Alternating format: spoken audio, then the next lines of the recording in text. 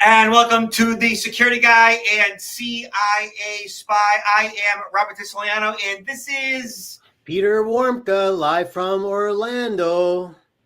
How's it up north, Robert? How is it up there? It's finally cold. Yes. Yeah, it's been unseasonably warm, which has been concerning, as it should be. And here we are, a little bit more, about 5 weeks after the election, and I honestly, Peter, I don't want to get too deep into the weeds here, but I kind of don't know what's going on in the world. I kind of had to turn it off for a little bit, to the point where, like, I knew that there was a CEO in New York City that got shot, assassinated. But beyond that, I've just kind of kept a low profile, even though like our job is to stay on top of what is new in regards to safety, security, all that stuff. I've just kind of kept a low profile. I'm going to kind of do that for a little bit because it's a bit overwhelming, Yeah, I think it's important for all. I feel the same way. I have to kind of like tone down the amount of information I'm looking at every day because, most of the information that we are consuming is information. Usually, these are stories about tragedies, about big problems. And they're not really many good stories. The occasional good story is rescuing a dog or a cat, and that's about it, right? Otherwise, it's things that usually are it's bad news, and so that weighs on us. That gets us stressed out. And I had a conversation with the other day, and someone said, "Why are you even worrying about this stuff? If you can't change it, if you can't change anything that's happening in the news, don't let it stress you out. Just try to live in peace." Because at the end of the day, you're the one that's suffering, Agreed. Yeah. So today's PodBroadcast is about, holiday shopping and giving to charities and just reducing risk. Forewarned is forearmed, so that if you know what the current events are in regards to what the bad guys are doing out there to fleece you, to get your money, to steal from you, then you stand a better chance of, reducing that risk, knowing what your options are, okay? Mm-hmm. So this entire pod broadcast is dedicated to that. World events, all that crazy stuff, you guys are on your own out there because I have no idea, and I'm fine with that right now. Yeah. If I can't control it, I don't want to know about it right now.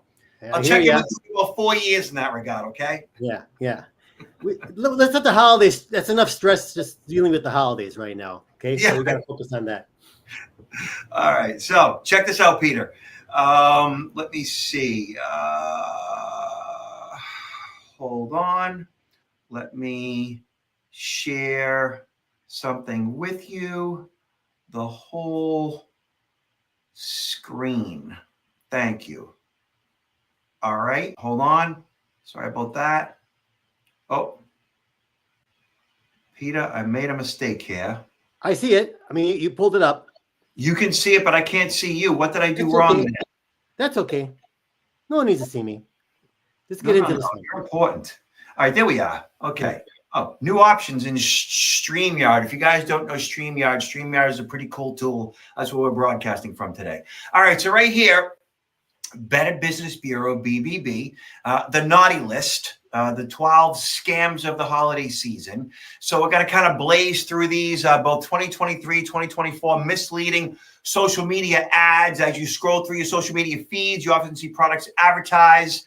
Often, they get your attention with little videos and such, and then you click on it, and then you have a chance to buy it. There's a few things going on there that I've noticed over the years. BBB says always research before you buy. That's definitely the case.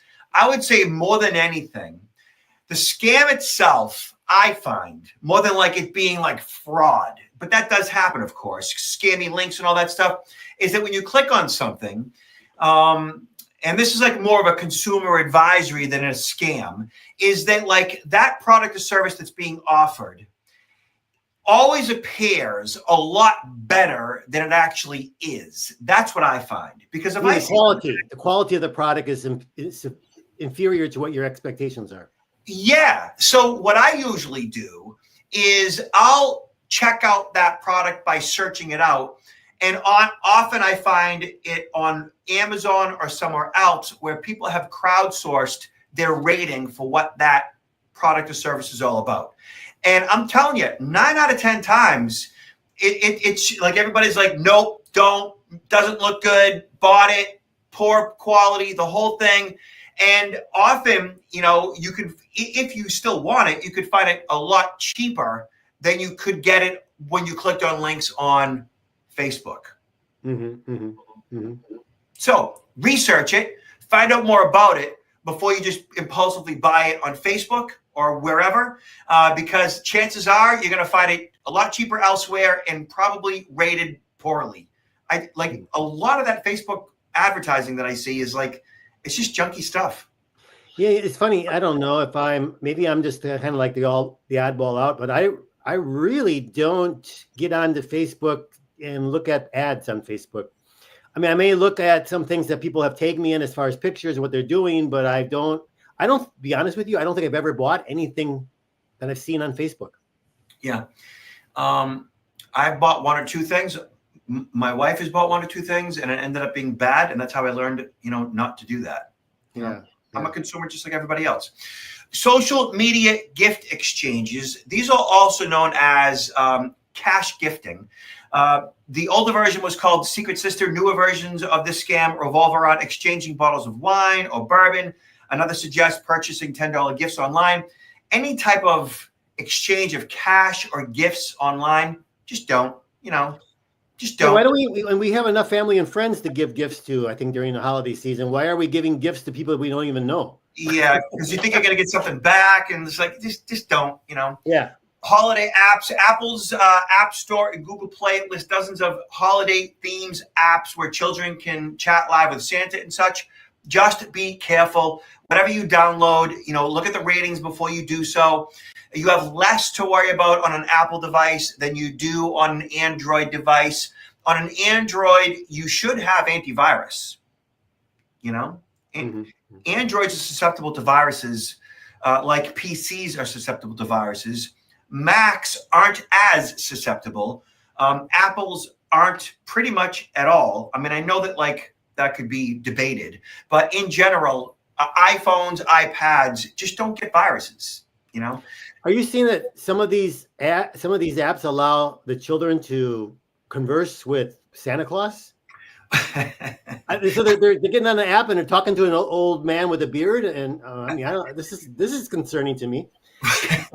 Well, any app that your children are communicating with anybody outside of their immediate family, adults for that matter, or people posing as adults or children posing as adults, whatever the case is, vice versa, is concerning. I know that my kids, when they were kids, we used to have an app, and probably still have it, that you could track Santa, which is kind of fun, and they loved it.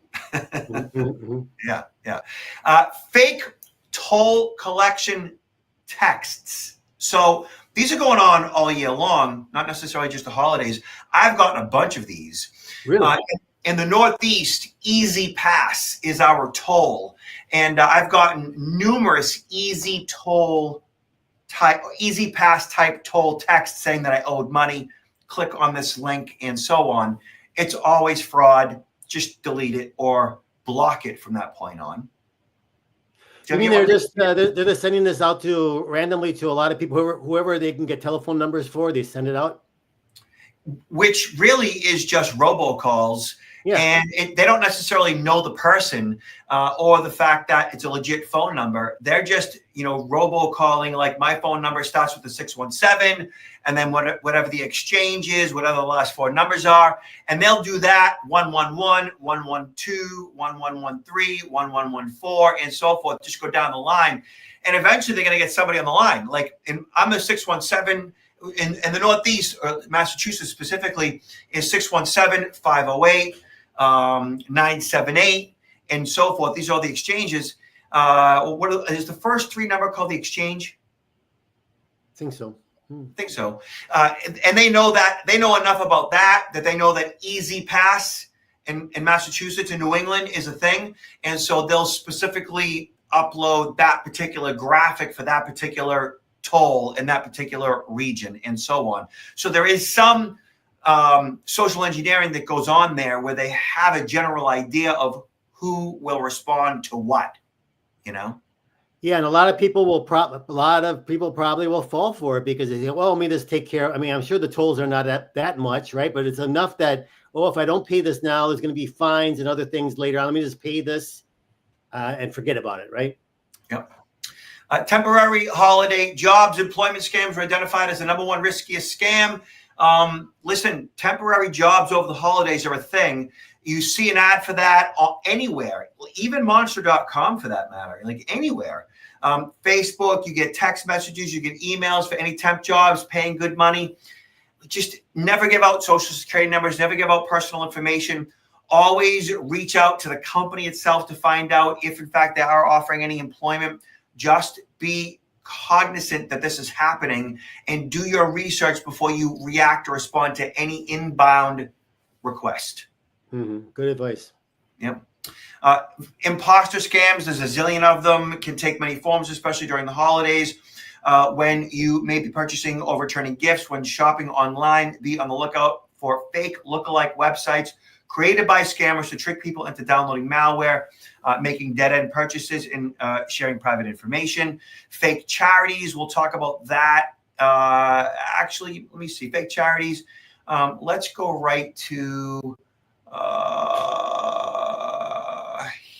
here, how to avoid fake charities. So what that boils down to is, all of us, I think, are pretty generous in our nature, or many of us, or most of us, and I know for me that I give every year.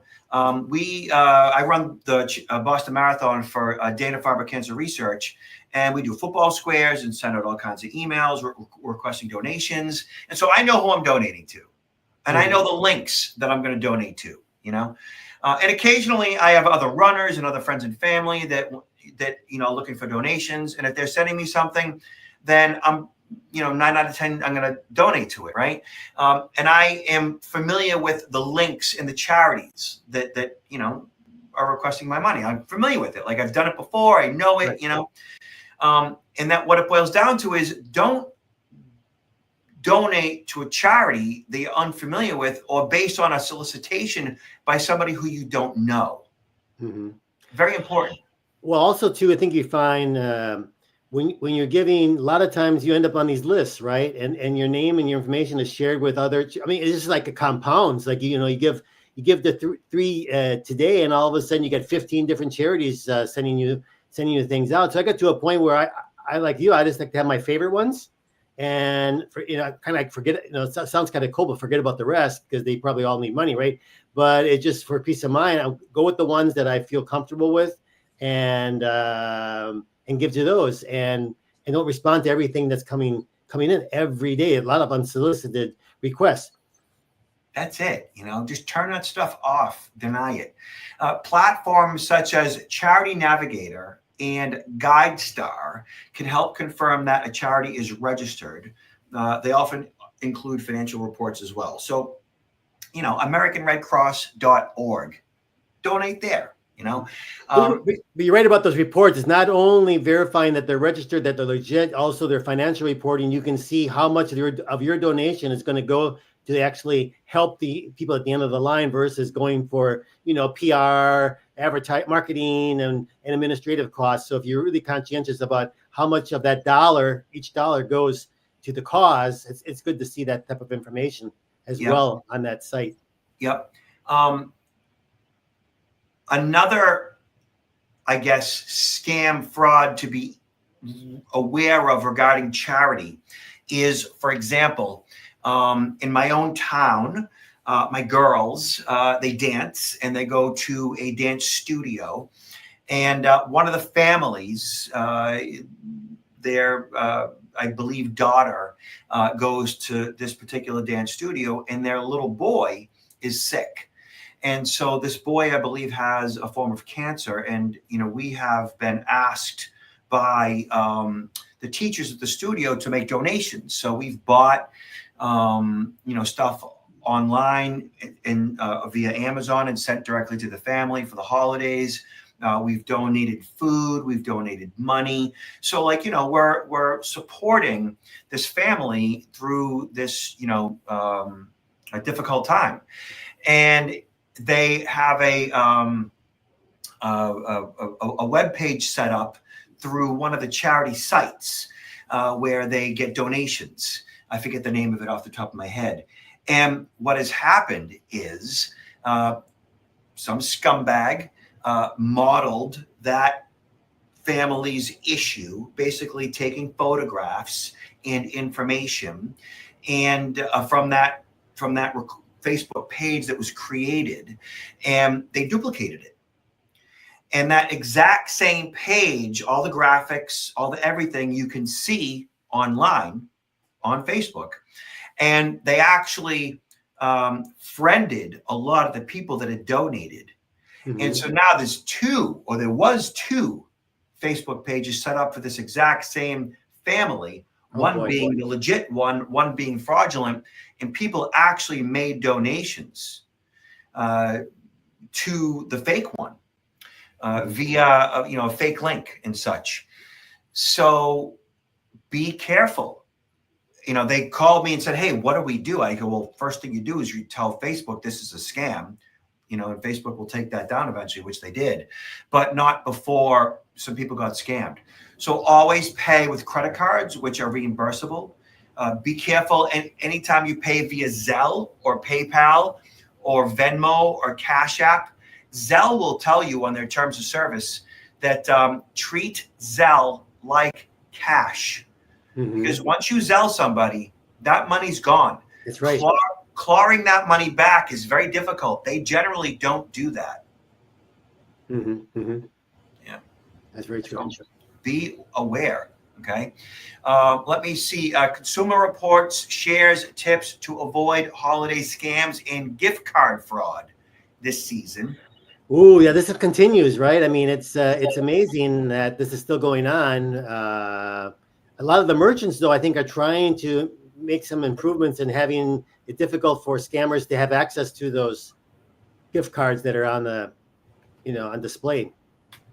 So that's the problem. It's the ones on display, Peter. I've been asked to speak to this a bunch of times, and what I have learned over the years is that the bad guys, what they do is they'll go into a supermarket, and you have like one of those towers that have gift cards all around it that you can pick and choose whatever gift card you want, take it up to the register, and buy it, and the cashier will scan the back of the card, and in that process they'll whatever the gift card costs, they will add that money to the gift card through a process that they engage in behind the counter.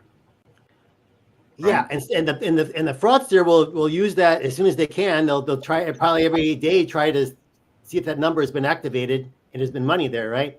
And typically they got a few days before whoever is the recipient of that card actually tries to use it. So they probably got plenty of time. So what they actually do, Peter, is they actually will go into that store. They'll steal a bunch of gift cards off that rack. Amazon gift cards, Apple gift cards, whatever the most popular ones are. They'll steal a bunch of gift cards. They'll take them back to their hotel, office, home, whatever. They'll peel the codes off the back. They get everything that they need in order to use that gift card.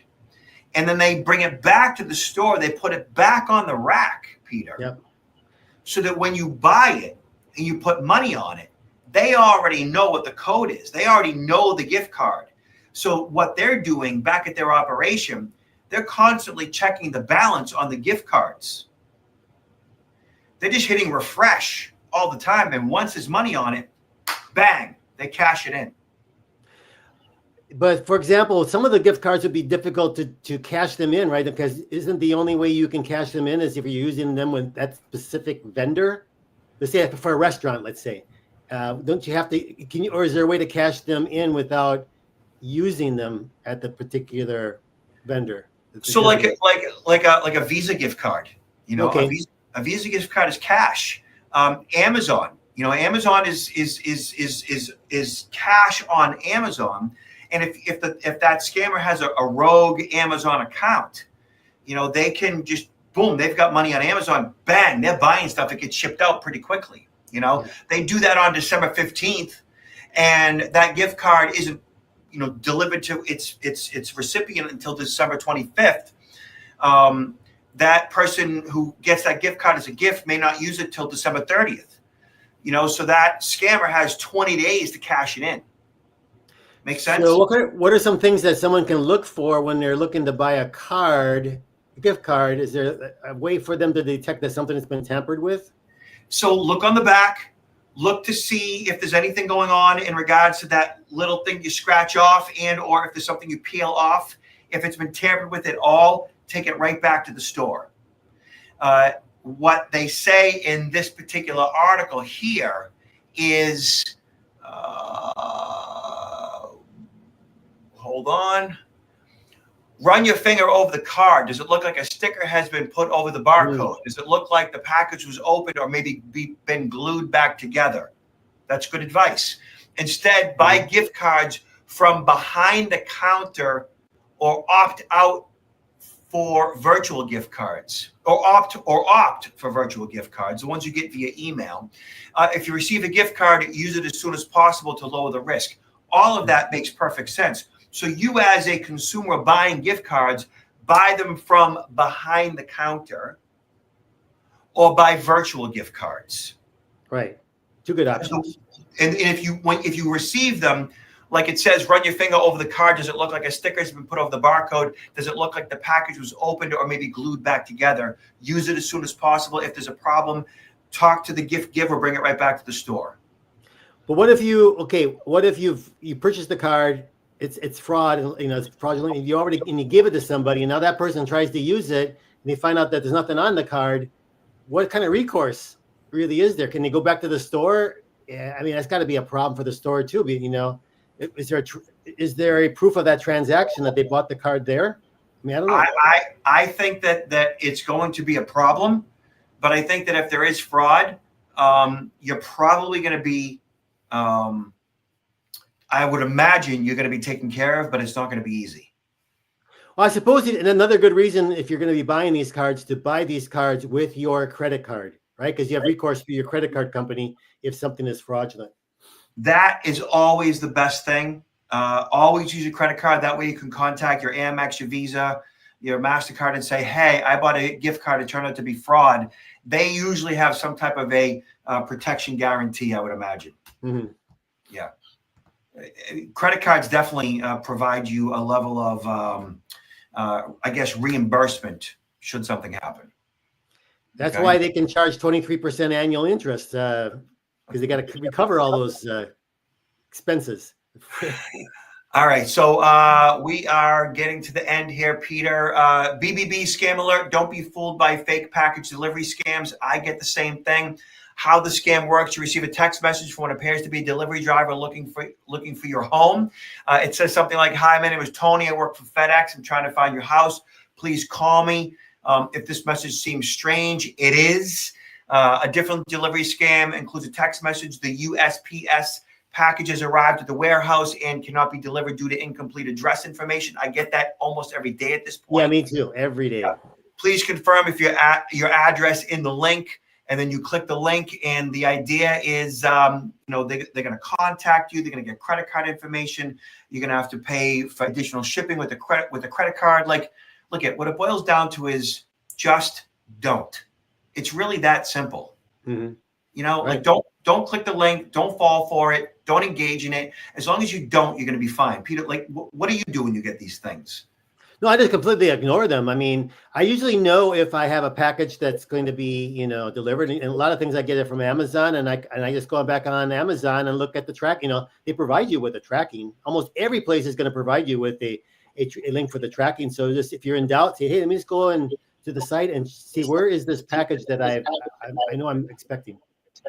That's all I ever do. I go right back to Amazon. I go to wherever I bought it from. I go to USPS.com or org. I go to UPS.com. Like, I just log in to carrier. Like, don't engage in third-party rogue text messages that ultimately, turn into you getting fleeced. Like it really isn't that difficult, but you're here for a reason, meaning like you guys are watching, listening, because you're on top of these things.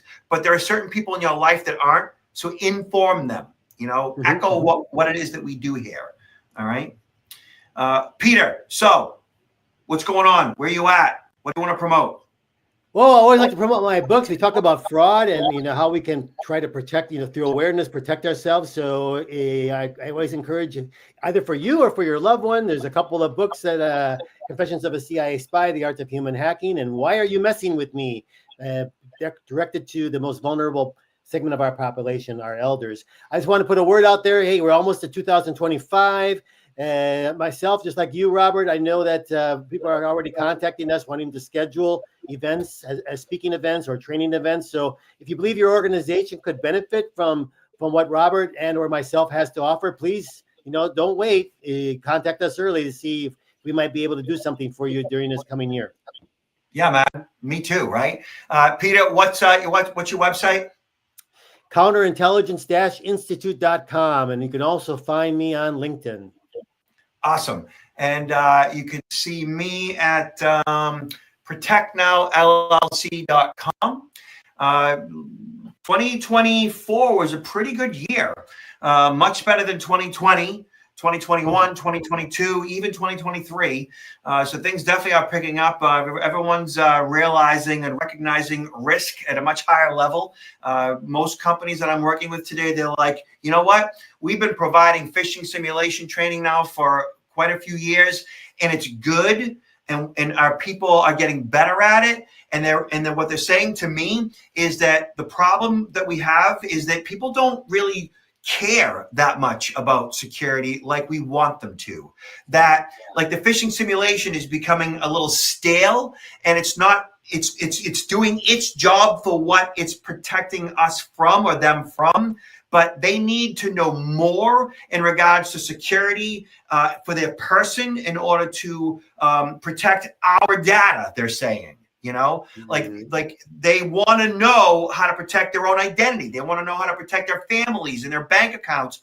And once they understand that, they're better equipped to protect the data in which they are entrusted with at work. So I'm hearing from CIOs. We just want our people to care more. Mm-hmm. And that's what Peter and I do. We provide that level of perspective. Absolutely. Okay. That's it, Pete. So look at, like my dad says, be good, behave, be careful. Peter, last words. Hey, happy holiday season, and watch out not only for yourself but for others as well. The scammers are out there, and they need money to buy Christmas gifts as well. Let's not fill their pockets with very much. Yeah. Thanks, Peter. Talk to you later, buddy.